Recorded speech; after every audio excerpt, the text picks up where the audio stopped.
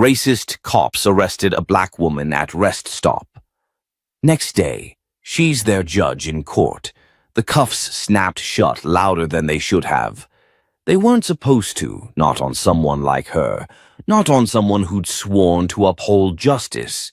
But that didn't matter now, not to the two white state troopers who had her pressed against the back of a black rental SUV in a dusty rest stop just outside Mason County, Indiana.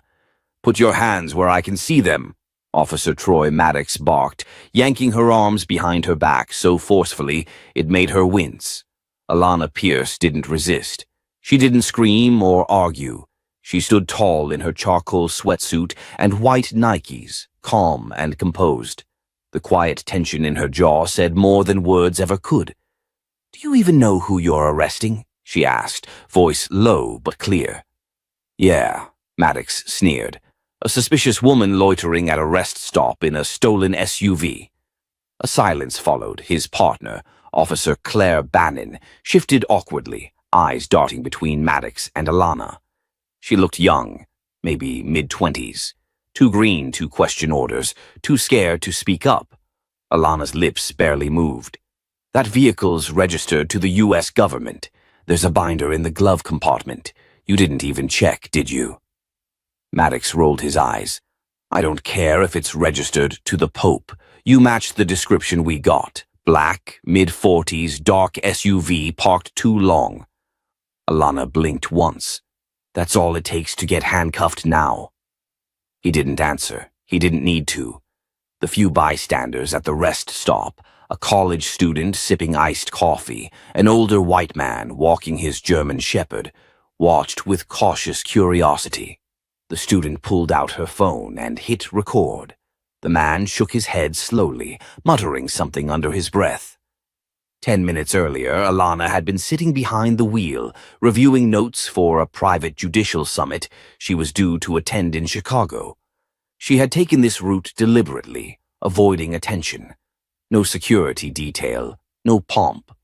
Just peace, quiet, and a moment to breathe. She was a federal judge, after all, or so she thought that title still meant something.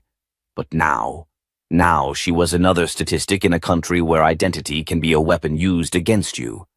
"Officer, I am requesting to contact my office," Alana repeated firmly. "You'll get your one call," Maddox snapped, "at the station." And just like that, she was shoved into the back of a cruiser.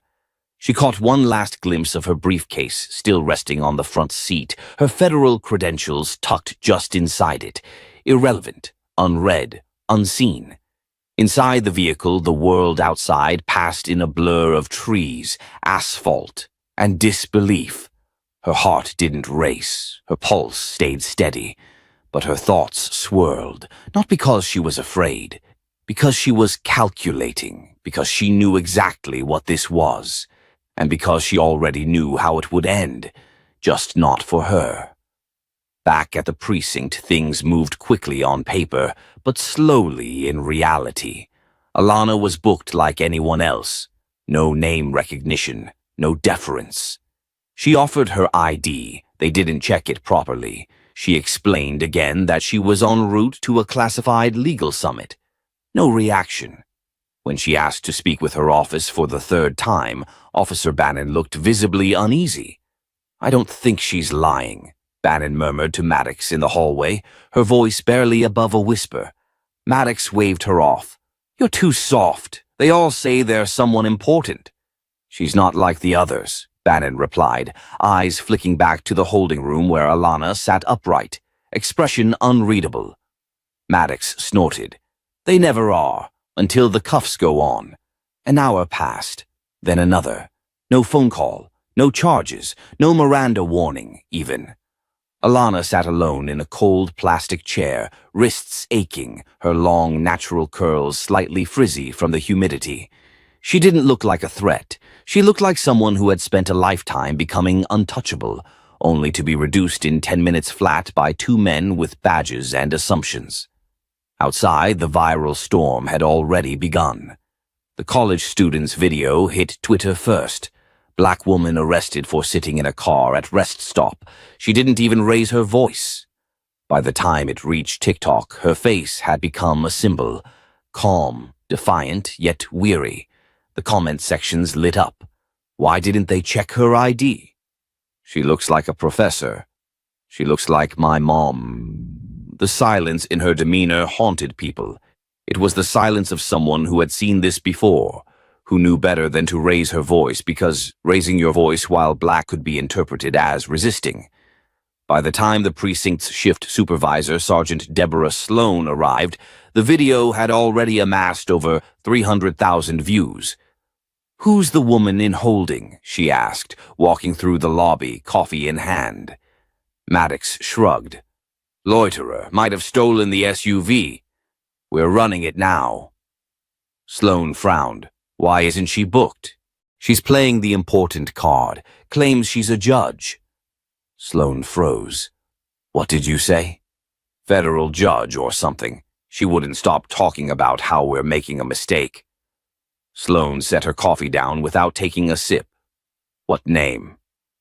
"Pierce. Alana Pierce." Sloan's eyes narrowed. She strode to the nearest computer and typed it in. The result popped up in less than 10 seconds. Judge Alana Pierce, U.S. Federal Bench, appointed 8th District, former civil rights litigator. Harvard Law. Sloan's stomach sank. She didn't wait. She turned and marched straight to holding. Alana looked up as the door opened. Sloan entered, composed but pale. "Ms. Pierce, or should I say Judge Pierce?" Alana didn't gloat, didn't even smile. She just nodded once. "Yes, I am sincerely sorry for what has happened here," Sloan said. "You should be," Alana replied coolly, "and not just for me."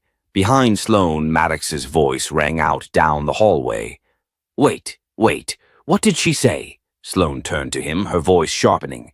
"You arrested a sitting federal judge, without cause, without running her name, and without reading her rights." Maddox froze. "That can't be right. She didn't look." He didn't finish the sentence. Didn't need to. The silence that followed was more damning than anything he could have said. Alana stood slowly, brushing imaginary dust from her sleeves. "I'd like to speak to my office now," she said, "and I'd also like your assurance that every second of this is documented for the record." Sloan nodded stiffly. "Yes, Your Honor." Outside the precinct, the world had already changed. The hashtags had already begun trending. The reporters were already on their way. And tomorrow, the courtroom would see a different kind of justice. The kind that walked in wearing the robe. The courthouse buzzed louder than usual that morning. Phones rang off the hook. Security walked a little straighter. The staff spoke in low voices, sneaking glances at their inboxes and phone screens. The video had officially crossed 2.5 million views overnight. But none of that mattered to Alana Pierce as she stepped through the side entrance in a navy blue suit and low heels, flanked by silence. Her gait was steady, her face unreadable. She had been here hundreds of times, on high-profile cases, in emotionally charged hearings, on mornings with bomb threats and protesters outside, but never like this. Because this time, she wasn't just a judge. She was the story, and she was about to walk into her own courtroom, presiding over a misconduct review that would include 2 officers she had encountered less than 24 hours ago. She paused before the courtroom doors, exhaled, and pushed them open. Inside, the mood shifted immediately. Everyone rose, not because they had to, because they didn't dare not to. Alana moved past the prosecution bench, past the rows of press cameras, and past Officer Troy Maddox and Officer Claire Bannon, who sat at the defense table looking like they had aged a decade since yesterday. Maddox stared at the floor. His hands were clenched tight in his lap. Bannon's eyes flicked upward just long enough to meet Alana's gaze, then immediately dropped again. "Be seated," Alana said, her voice cool and commanding. She adjusted her chair slightly, looked over the docket, and let the silence hold for an extra breath. "In this courtroom," she began, "we evaluate facts, behavior, and consequences, not appearances, assumptions, or biases. The first witness was called Sergeant Deborah Sloan. She testified firmly, laying out the timeline of events, the arrest, the failure to confirm identity, the body cam footage that contradicted the officer's initial written statements. Alana watched, listened, made notes. She didn't flinch. She didn't look at the officers. She didn't need to. The facts did the speaking. Then the body cam footage was played. It was worse than most had expected. The footage showed Maddox approaching Alana with a condescending smirk, ignoring her when she offered identification. It captured his words exactly. "You people always have a story." When the video ended, no one said a word. But the silence was deafening. Bannon was called next. She looked younger than she had the day before, somehow smaller. Her hands trembled as she raised her right hand and swore in. Alana fixed her with a calm, unwavering gaze. "Officer Bannon, did you at any time verify my identity through official channels?" "No, Your Honor." "Did you request backup before placing me under arrest?" "No, ma'am." "Why not?" Bannon hesitated. "Because Officer Maddox told me we had probable cause, and I didn't think I could overrule him." "Do you believe that now?" Bannon looked down, then back up. "No, I don't." A few murmurs stirred in the back of the courtroom. Reporters scribbled faster. The prosecutors exchanged quick glances. Then came the twist. Alana's clerk entered from a side door and handed her a sealed envelope. She opened it slowly, scanned its contents, and tapped her pen on the desk twice. "Before we continue," she said, "this court has received a sworn affidavit from an anonymous whistleblower within the department." The entire courtroom stilled. Alana read aloud. The statement described a pattern of profiling incidents involving Officer Maddox, 4 prior complaints of excessive force against people of color at rest stops. 2 of those cases had mysteriously vanished from internal records. Maddox turned pale. He shot a glance at Bannon. She didn't meet his eyes. "Is this accurate?" Alana asked. Maddox leaned forward, lips tight. "That's not admissible." "I didn't ask about admissibility," she interrupted. "I asked if it's true." He didn't answer. The room tensed as Alana continued. "This court has also received a digital log, verified by the county's internal affairs unit, that shows your access card was used to alter record entries last November." More whispers. Alana raised a hand to still the noise. "This isn't just about yesterday. This is about a pattern of abuse hidden behind a uniform. This courtroom will not be used as a shield. It will serve as a mirror." Maddox slumped in his chair. The energy in the room had shifted again. People weren't just watching justice. They were witnessing accountability. And Alana Pierce was the one delivering it. She called a 10-minute recess, retreating to chambers with her clerk, leaving the courtroom abuzz. Outside, protesters gathered. Inside, journalists typed frantically. Officer Maddox wiped sweat from his brow and leaned into Bannon, whispering urgently. But Bannon shook her head. "No," she whispered back. "I'm not going down for you." She stood up, walked to the bailiff, and asked to speak with the prosecution during recess. When court reconvened, the atmosphere was electric. Because now, there was more than a misconduct hearing. There was a full-scale investigation. And Judge Alana Pierce wasn't just the woman in the video anymore. She was the one writing the final chapter, and remembered every name on every badge. The media vans lined the street outside the courthouse by dawn, their satellite dishes aimed skyward like watchtowers. Inside, security had doubled. Reporters huddled near the front steps, trying to get a glimpse of anyone connected to the case. Headlines were already flying across social media. Judge in viral arrest case presides over her own hearing. But Alana Pierce didn't read headlines. She read patterns.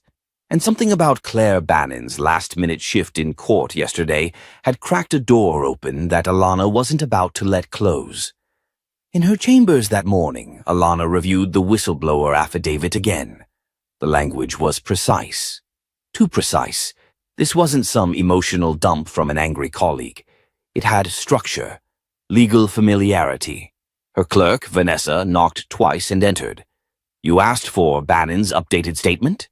Alana nodded and took the file. She flipped through it slowly and stopped on page 3. "She gave them the names," Alana said, almost to herself.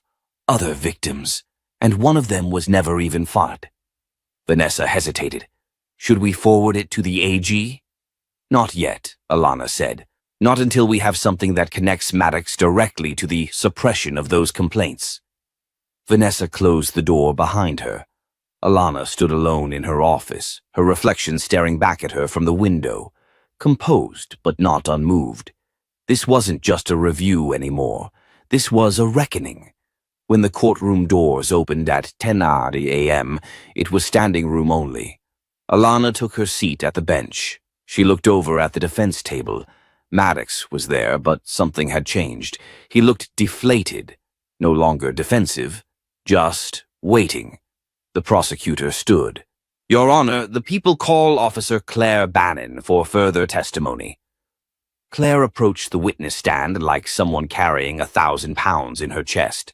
She didn't look at Maddox. The oath was read. And then, "I need to correct my previous statement," she said clearly. "I wasn't just following orders. I knew what we were doing was wrong. I've known for a while." A quiet gasp rippled through the room. Alana leaned forward slightly. "Go on." "I've seen Officer Maddox alter reports. He's coached junior officers to use phrases like furtive movement or uncooperative to justify searches or detainments. I didn't speak up because I was afraid." Maddox's jaw twitched. "But yesterday," Bannon continued, "we arrested a sitting judge and still didn't stop to question ourselves. That's when I realized this wasn't about fear anymore. It was about accountability." Alana's face remained unreadable, but her eyes didn't waver. "Are you aware of any attempts to delete or alter formal complaints against Officer Maddox?" the prosecutor asked. "Yes, one in particular. A man named Marcus Taylor. His report disappeared after just one day. He claimed Maddox pulled him over at a rest stop and detained him without cause. Maddox laughed about it in the locker room afterward." Alana turned toward her clerk. "Subpoena Marcus Taylor," she said. "Today." Bannon stepped down. As she passed Maddox, he whispered something to her, low, sharp. She flinched, but didn't stop. Alana had seen enough. Court recessed for lunch, but the real heat was just beginning. Outside, protesters gathered with signs that read, "Believe her," and "Dismantle the blue wall." Inside, Maddox sat in the consultation room with his attorney, fuming. "She's trying to save herself," he spat. "She's scared. That's all this is." His lawyer, David Rollins, a gray-haired man who had spent 2 decades cleaning up messes like this, shook his head. "You need to understand something," Rollins said, voice low. "This isn't going away. And if they find evidence that you tampered with complaints, this goes federal. Minimum sentencing, no shield." Maddox stood up too fast, knocking his chair over. "No one's pinning this on me." "You did this to yourself," Rollins said calmly. "Now you better hope to hell Judge Pierce doesn't press it further." But Alana was already 5 steps ahead. By the time court resumed, Marcus Taylor had arrived. He was 33, wore a UPS uniform, and sat at the witness stand with both hands clasped tightly in front of him. Alana watched him closely.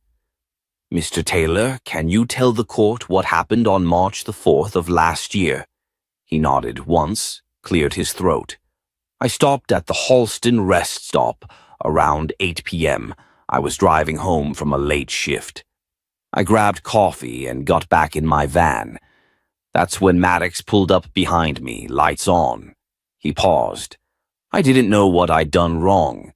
He asked me what I was doing there. I told him, but he didn't believe me. He said I looked nervous, said that meant I was hiding something." Did he search your vehicle? Yes, without consent. He opened the back door and saw a bunch of packages and accused me of stealing. I kept telling him I was a delivery driver. He said, "We'll see what your story is after a few hours in holding." But I had my badge, my ID, my route printout. None of it mattered. What happened next? The prosecutor asked. He let me go, but he said, and I'll never forget it, next time try not to look so guilty. Like it was my fault for being scared. Alana felt her jaw tighten. Did you file a complaint? I did, the next day. But when I followed up a week later, I was told there was no record of it. Alana turned to Maddox. Officer Maddox, do you recall this interaction? Maddox shifted. I recall stopping a vehicle matching that description, yes. Did you enter any data or reports into the system after that stop? He hesitated. I don't remember. You don't remember inputting a report after detaining a man for 40 minutes? No, he said flatly. Alana looked at the screen in front of her. Her clerk had pulled internal system records. There's a log entry showing your access card was used to modify an entry at 9:37 p.m. the same night, she said. Does that refresh your memory? Maddox's silence said everything. Alana leaned back. Then let me refresh it for you. You erased that man's complaint, and then you did it again, and again. The courtroom fell into stunned silence, and then Alana stood. This review will now be upgraded to a formal disciplinary tribunal. Officer Maddox, you are hereby suspended without pay, pending criminal investigation for misconduct, falsification of records, and civil rights violations. Maddox looked stunned. His attorney said nothing. And as Alana exited the courtroom, press cameras flashing, the story that had begun with a viral video took a sharp, irreversible turn.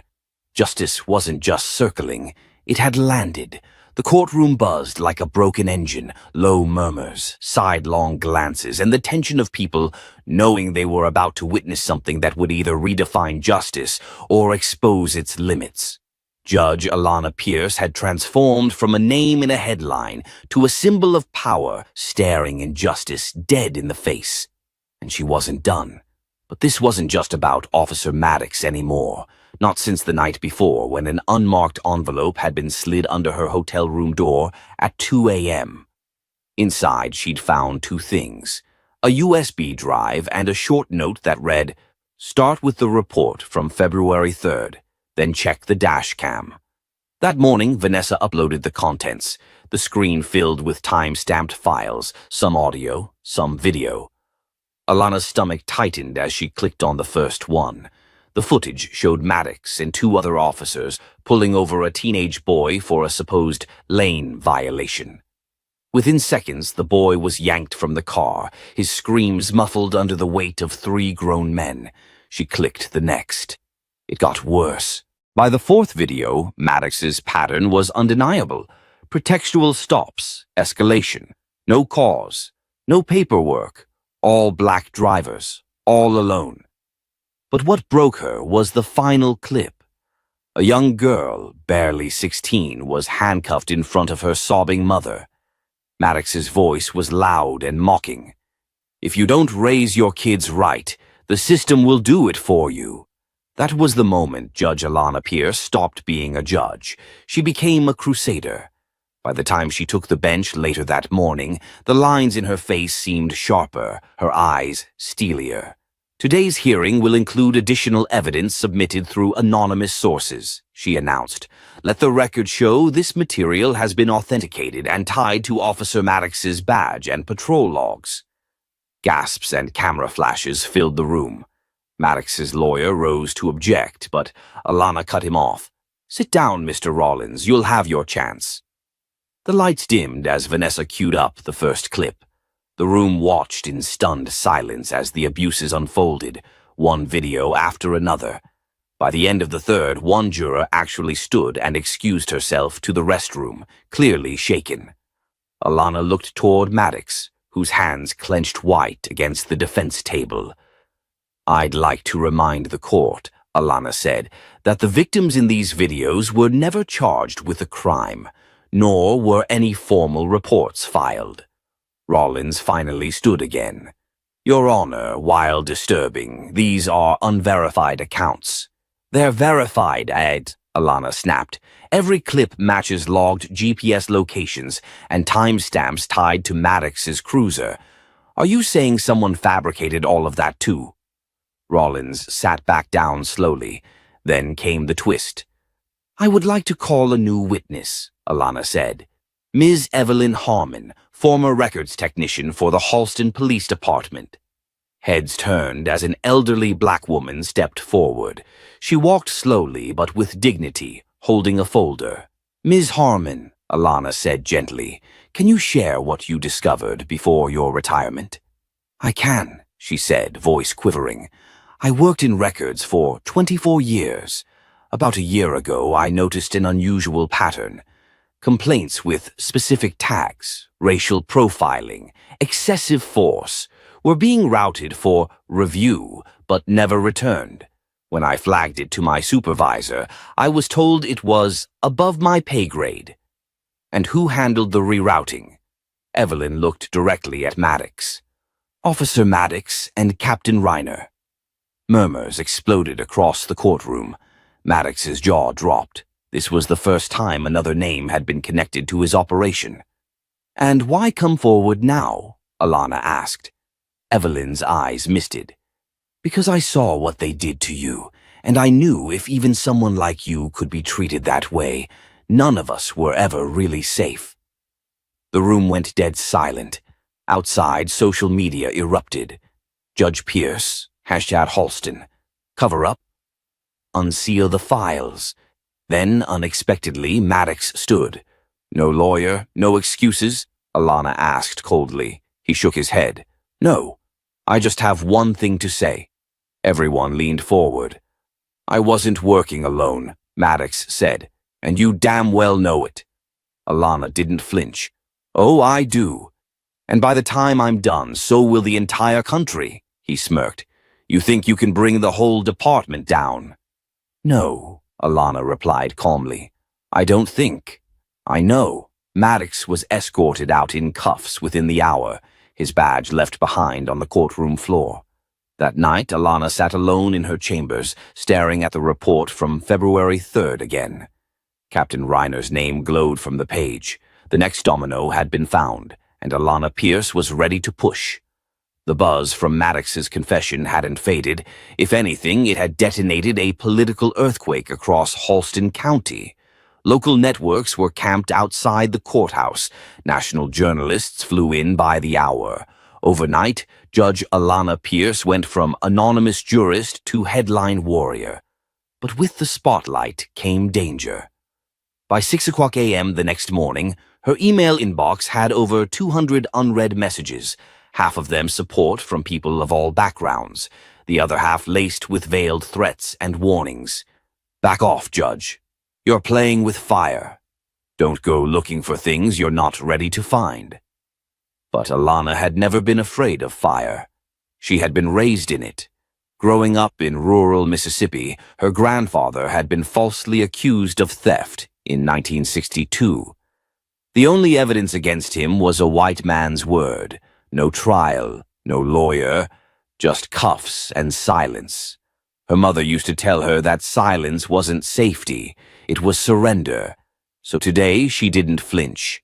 In a private meeting room within the courthouse, Alana sat across from Vanessa, her law clerk, and a man she never expected to see again, Special Agent Devin Wells of the Department of Justice. He had been watching the case unfold and came with a briefcase and an ultimatum, until Alana herself addressed him. Lieutenant Hayes, did Captain Reiner ever instruct you to target individuals based on race during routine patrols? The courtroom held its breath. Hayes swallowed. His jaw twitched. He never said it outright. Alana leaned forward. But did he imply it? He nodded once. Yes. The murmur in the gallery was immediate. The defense objected, but Alana waved it off. We're here for truth, not pageantry. It was a subtle moment, but it shifted the entire dynamic. Hayes had cracked the door, and what came next blew it open. The prosecution played an audio clip. One from a squad car where Reiner was heard bragging about putting uppity types in their place. His voice laughed when another officer mentioned the rest stop incident involving Alana.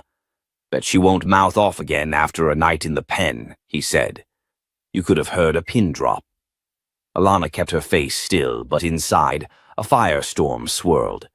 The audio was proof Reiner not only knew who she was, but mocked her arrest. It also confirmed the suspicion that this wasn't just bad policing. It was intentional, systemic. Reiner's attorney stood, trying to object again. This is inflammatory, Your Honor. Context matters. Alana cut him off. You're absolutely right. Context matters. And this context shows a pattern of abuse under your client's command. The trial recessed for a brief lunch. Alana stepped into her chambers and closed the door. Vanessa was already inside, pacing. They're panicking, she said. The mayor's office issued a statement, but it's vague. No mention of Reiner. Alana sat, rubbing her temples. That's because they're trying to contain the fire instead of extinguishing it. Vanessa lowered her voice. Maddox wants to testify. Alana's eyes snapped open. He says he has more. Emails, memos, even a directive from the police union encouraging aggressive enforcement to protect the town's image. Do we trust him? Alana asked. Vanessa hesitated. I don't think he's doing this for redemption. I think he's scared.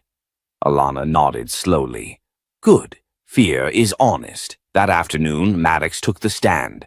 No badge, no uniform, just a plain suit and the look of a man who knew his time in the sun had ended. He cleared his throat before speaking. I was wrong. What we did to Judge Pierce wasn't a mistake. It was protocol. Because the system we operate in doesn't see women like her as equals. It sees them as threats.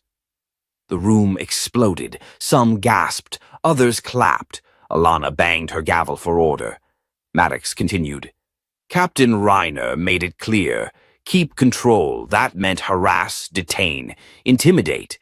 And if they pushed back, bury them in process. He turned to face Alana. I'm sorry, Judge, but I couldn't stay silent anymore. Reiner shot to his feet. He's lying. He's just trying to save himself. Alana's voice cut through the chaos. Sit down, Captain. You'll have your turn. But that turn never really came, because the next piece of evidence was a confidential HR file, an unsigned complaint written by a female officer years ago, detailing repeated racist jokes, forced overtime for Black and Latino officers, and a closed-door meeting where Reiner said, We need to remind folks who's in charge in this town. Her name was redacted, but Alana could see Evelyn stiffen in the gallery. She had written it, and no one listened. Until now. As the hearing closed for the day, Alana gave a final remark. This courtroom is not just a room with walls and wood. It is the last line between power and people. And today that line is holding. She glanced at Reiner. Barely. Outside, protests swelled. Reporters scrambled for statements. And back in her office, Alana looked at her reflection in the window. Tired, weathered, but undefeated. Tomorrow she would rule. And it wouldn't just be a verdict. It would be history. Alana stepped into courtroom 3B like a storm held inside a frame. The gallery was packed. Press, activists, lawyers, everyday citizens who never thought they'd witness this kind of reckoning in their lifetime. No gavel had dropped, yet every eye clung to her as though she were the only thing holding justice together. She adjusted her robe, ignoring the tension in her chest, and sat down behind the bench. Her voice didn't shake when she called the case number. State of Mississippi versus Captain Brian Reiner. The moment those words left her mouth, the courtroom seemed to tilt. Captain Reiner stood from the defense table with his attorney, smirking like the weight of the room couldn't touch him. But the air was different now. The usual arrogance in his posture came off as forced. His smile, calculated. Alana's eyes scanned the room until they landed on Evelyn Harmon, sitting in the third row, clutching her notepad like it was her only weapon. And next to her, Officer Ramirez nodded discreetly. Alana turned to Reiner's lawyer. "Call your first witness." It wasn't Reiner. Instead, they brought in Lieutenant Gordon Hayes, a longtime subordinate and, judging by his nervous glances, a man who had clearly been coached but still had enough conscience to sweat. Under oath, Hayes answered questions with surgical vagueness. "I can't recall. That may have been an internal matter. I wasn't in the loop on that." Until Alana herself addressed him. "Lieutenant Hayes, did Captain Reiner ever instruct you to target individuals based on race during routine patrols?" The courtroom held its breath. Hayes swallowed, his jaw twitched. He never said it outright. Alana leaned forward. "But did he imply it?" He nodded once. Yes, the murmur in the gallery was immediate. The defense objected, but Alana waved it off. "We're here for truth, not pageantry." It was a subtle moment, but it shifted the entire dynamic. Hayes had cracked the door, and what came next blew it open. The prosecution played an audio clip, one from a squad car where Reiner was heard bragging about putting uppity types in their place. His voice laughed when another officer mentioned the rest stop incident involving Alana. "Bet she won't mouth off again after a night in the pen," he said. You could have heard a pin drop. Alana kept her face still, but inside, a firestorm swirled. The audio was proof Reiner not only knew who she was, but mocked her arrest. It also confirmed the suspicion that this wasn't just bad policing. It was intentional, systemic. Reiner's attorney stood, trying to object again. "This is inflammatory, Your Honor. Context matters." Alana cut him off. "You're absolutely right. Context matters, and this context shows a pattern of abuse under your client's command." The trial recessed for a brief lunch. Alana stepped into her chambers and closed the door. Vanessa was already inside, pacing. "They're panicking," she said. "The mayor's office issued a statement, but it's vague. No mention of Reiner." Alana sat, rubbing her temples. "That's because they're trying to contain the fire instead of extinguishing it." Vanessa lowered her voice. "Maddox wants to testify." Alana's eyes snapped open. "He says he has more emails, memos, even a directive from the police union encouraging aggressive enforcement to protect the town's image." "Do we trust him?" Alana asked. Vanessa hesitated. "I don't think he's doing this for redemption. I think he's scared." Alana nodded slowly. "Good. Fear is honest." That afternoon, Maddox took the stand. No badge, no uniform, just a plain suit and the look of a man who knew his time in the sun had ended. He cleared his throat before speaking. "I was wrong. What we did to Judge Pierce wasn't a mistake. It was protocol, because the system we operate in doesn't see women like her as equals. It sees them as threats." The room exploded. Some gasped. Others clapped. Alana banged her gavel for order. Maddox continued. "Captain Reiner made it clear. Keep control. That meant harass, detain, intimidate. And if they pushed back, bury them in process." He turned to face Alana. "I'm sorry, Judge, but I couldn't stay silent anymore." Reiner shot to his feet. "He's lying. He's just trying to save himself." Alana's voice cut through the chaos. "Sit down, Captain. You'll have your turn." But that turn never really came, because the next piece of evidence was a confidential HR file, an unsigned complaint written by a female officer years ago, detailing repeated racist jokes, forced overtime for Black and Latino officers, and a closed-door meeting where Reiner said, "We need to remind folks who's in charge in this town." Her name was redacted, but Alana could see Evelyn stiffen in the gallery.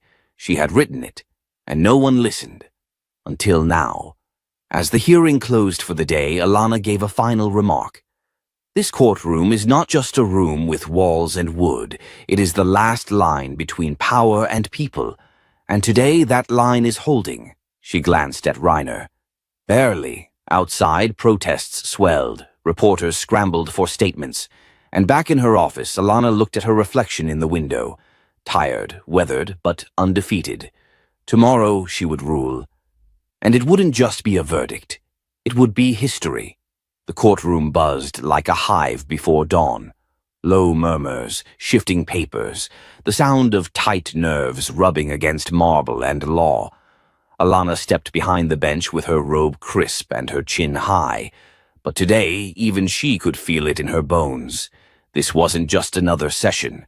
This was the reckoning. Outside, protesters lined the courthouse steps. Inside, every seat was taken. Local media had been granted access, but national outlets now occupied the back rows. This story had grown legs, and the entire country was watching. Not because it was new, but because, for once, justice had a name and a face that refused to be silenced. Alana adjusted her mic. We will now deliver the findings in the matter of Captain Brian Reiner and Officer Vincent Maddox. Across the room, Reiner sat still, but his knuckles had gone white against the defense table. Maddox, no longer in uniform, kept his gaze low. Evelyn Harmon sat nearby, this time not as a ghost of what could have been, but a witness who finally felt seen. The moment the panel entered, silence swallowed the room whole.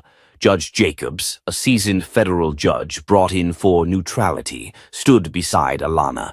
He spoke first. After careful review of testimony, physical evidence, body cam footage, and department records, the panel finds Captain Reiner and Officer Maddox to have acted in violation of multiple procedural and constitutional standards. He paused as the weight of the words landed. Skun, including unlawful detainment, abuse of authority, racial profiling, and falsification of official reports. Reiner's lawyer jolted to his feet. We object to the language. Jacobs didn't blink. Objection noted and overruled. Alana leaned forward, her voice cool but pointed. Let the record reflect that both officers knowingly engaged in conduct unbecoming of law enforcement and violated not only their oath, but the public trust. And then came the moment that hadn't been scripted. As such, she continued, this panel recommends not only immediate termination without pension, but the forwarding of these findings to the district attorney's office for potential criminal charges. A collective gasp swept the room. Even some officers in uniform shifted uncomfortably. Reiner's face cracked, not in rage, but in disbelief. For the first time, he looked like a man realizing the badge wouldn't protect him anymore. You can't do this, he barked. She can't do this. She's biased. She was involved. Alana stood up. Let me be very clear. You did this. You made the choice to escalate. You ignored procedure. You saw a black woman in a nice car and assumed she didn't belong. You let that bias guide your badge. You lied, she had said. And when given a chance to own it, you doubled down. Reiner tried to interject again, but his lawyer placed a hand on his arm, almost pleading. Brian, stop, please. Alana sat back down, her heart thudding, but steady. This wasn't revenge. This was responsibility. And it didn't end here. After the gavel fell, Evelyn stepped forward quietly. Judge Pierce, she said softly, thank you. Alana didn't smile. Instead, she reached for Evelyn's hand. Next time, she said, don't just write the complaint. Make sure someone hears it. Evelyn nodded, tears barely held back. I will. Later that day, the press swarmed the front steps. Flashes burst, mics pointed like weapons. But Alana stood firm. A young reporter from a local channel asked the question everyone was thinking. Judge Pierce, what do you say to those who think this only happened because you had power? Alana looked directly at the camera. I say they're right. There was a pause, then murmurs. But I also say that power shouldn't be the prerequisite for dignity. I got lucky. I had a title. I had visibility. But most people don't. She turned to the crowd, her voice rising. not in anger but conviction. This isn't just about me. It's about what happens when someone without a robe or a camera or a title is stopped at that same rest stop. This was never about status. It was always about truth. Another reporter asked, "And the department?" "They'll answer for their failure," she replied, "and we'll make sure it doesn't happen again." That night, back in her apartment, Alana sat on her balcony, looking out over the Mississippi River. The city lights shimmered below like soft echoes of the storm that had passed. Vanessa poured 2 glasses of wine and joined her. "You were brutal today," she said with a smile. Alana raised her glass. "I was fair." They clinked glasses in the warm night air. From inside, the TV still played coverage of the trial. Protesters were celebrating, not with fireworks or fire, but with chants. Signs reading, "Justice looks like this," and Alana Pierce, our judge, waved against the city skyline. And while she appreciated the support, Alana knew tomorrow the real work would begin, because the system might have cracked, but it hadn't collapsed, not yet. But tonight, at least, it had bent toward justice, and that was worth a moment of peace. The hearing room was nearly empty now. The crowd had gone, the cameras packed away, and the courthouse lights dimmed to their late-night glow. Yet, Judge Alana Pierce remained seated behind the bench, her gavel resting on the polished wood, her robe folded over one arm. Silence hung heavy, not with tension anymore, but with clarity. The kind of silence that comes after a storm passes, and all that's left is truth. Down the hall, echoes of footsteps and distant murmurs from custodians hinted that the building was shutting down. But Alana wasn't quite ready to leave. Not yet. Her phone vibrated, a text from Vanessa. "They aired your closing on national TV. You should see the comments. People are saying they've never felt more seen." Alana stared at the message for a moment, her chest tightening with a mix of pride and disbelief. She hadn't asked for this spotlight. She certainly hadn't planned on becoming a symbol. But here she was, a black woman once profiled at a rest stop, now the judge who held her arresting officers accountable, not with vengeance but with unshakable poise. She stood slowly, her heels tapping against the marble floor, and made her way toward the exit. But just before she reached the doors, a voice called out behind her. "Judge Pierce?" She turned. It was Captain Darnell Hughes, head of internal affairs for the state, tall, salt and pepper hair, and a no-nonsense presence. He extended a manila folder. "We just finished the review on Officers Maddox and Reiner. I thought you'd want to see it first." She took the folder, flipping it open. Her eyes scanned the summary. Maddox, suspended without pay, facing 3 separate civil suits, his previous record now under a reopened inquiry. Reiner, resigned before termination, under federal investigation for obstruction and civil rights violations. But what stood out most was the line beneath it. Recommendation, full statewide audit of all rest-stop-related stops in the last 5 years. Pattern analysis flagged. Alana looked up. "You're really doing it?" Hughes nodded. "You cracked it open. We just had to follow through." She closed the folder. "This isn't just about those 2 men." He exhaled. "We know." She handed the file back. "Then don't stop here." He nodded again, more slowly this time. "We won't." The next morning, the headlines were everywhere. Judge turns tables on racist officers. Rest stop reckoning. How one black woman took down the system. From the bench. Alana Pierce, a name America will remember. But she didn't read them. Instead, Alana found herself back at the same rest stop off I-20, not out of nostalgia, but because something unfinished still tugged at her.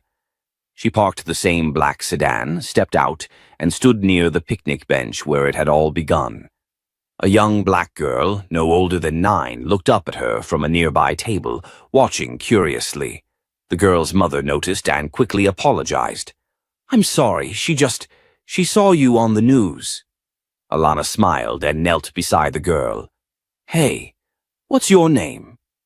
"Jasmine," the girl said shyly. You want to be a lawyer one day? Alana asked. Jasmine shrugged. Maybe, but my teacher says it's hard. Alana leaned in and said softly, Everything worth doing is hard, but it's worth it. You hear me? Jasmine nodded. Before leaving, Alana walked to her trunk and pulled out a small, leather-bound notebook. She wrote something inside the front cover, then handed it to the girl. For when you're ready, she said. Back in the car, Alana took one last look in the rearview mirror. Not at her face, but at everything behind her. The roadside, the memory, the injustice. Then she shifted the gear into drive. Later that evening, Alana appeared on a live stream. Not through a network, not for ratings, but through a simple feed hosted on a community platform. The thumbnail read, A Final Word from Judge Pierce. Thousands tuned in. She spoke directly, honestly. What happened to me shouldn't be normal. It shouldn't be expected. But I know that for many of you watching, it is. She paused. And I didn't win because I had power. I won because I used it the right way, not to punish but to correct, not to shame but to reveal. And I'm not done. She leaned closer to the camera. We need to build something better, together. You don't have to be a judge to demand justice. You don't have to wear a robe to be right. You just need to believe that truth matters, that dignity matters, that your story matters. She closed with one last sentence. If you believe that too, then stand with me, subscribe, share these stories. Let's make justice louder than silence. As the video faded, comments flooded in. Thank you for speaking for us. This is the energy we need. Subscribed, never stop. From now on, I believe we can win. And somewhere out there, in a small apartment with a cracked screen, Jasmine watched her hero speak, and she began to believe she could be one too.